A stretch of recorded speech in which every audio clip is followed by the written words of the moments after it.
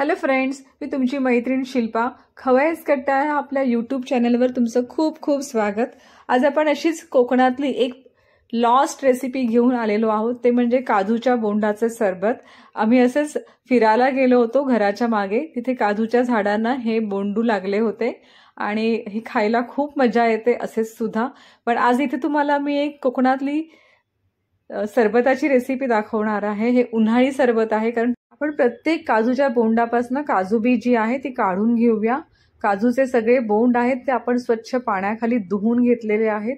या फळांमधनं एक प्रकारचा छान असा अरोमा येत असतो आणि मस्त असा एक रस पडत असतो.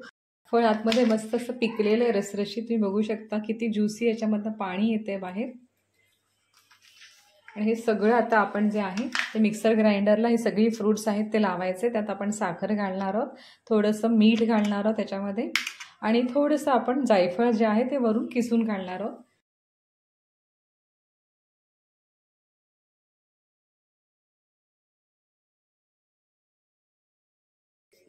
मी यात थोडं पाणी घालणार आहे, साखर घालायची आहे, मीठ घालायचे. ग्राइंडर करूया, मिक्सरमध्ये वाटून घेऊया. आपण हे ज्यूस आपलं मिक्सरमध्ये वाटलंय ते आपण गाळणीमधनं गाळून घ्यायचे.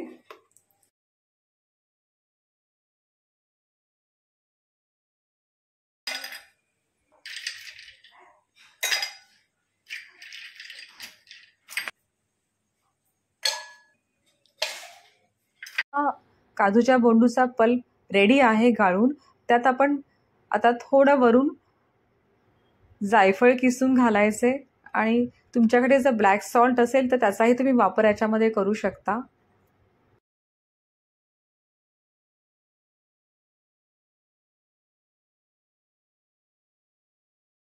हे 2 ग्लासेसमध्ये आईस क्यूब्स घालून ठेवलेत आणि त्याच्यामध्ये मी प्रत्येक ग्लासमध्ये अर्धा लिंबू पिळणार आहे.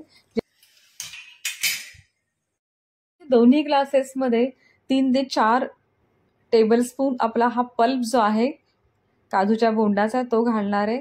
साखरेचं मिठाचं प्रमाण तुम्ही पल्प रेडी झाल्यावर टेस्ट करून बघा आणि त्यानुसार त्याचा वापर करा.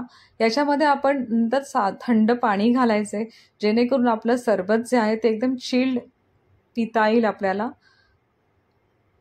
घातल्यावरती आपण चमच्याने छान ढवळायचे आणि वरून आपण त्याच्यात थोडासा चाट मसाला भुरभुरायचा आहे. तुम्ही जर त्यात ब्लॅक सॉल्ट घातलं असेल तर चाट मसाला घालायची अजिबात गरज नाही आहे, पण माझ्याकडे ब्लॅक सॉल्ट आता अवेलेबल नव्हतं म्हणून मी चाट मसाला घातलाय.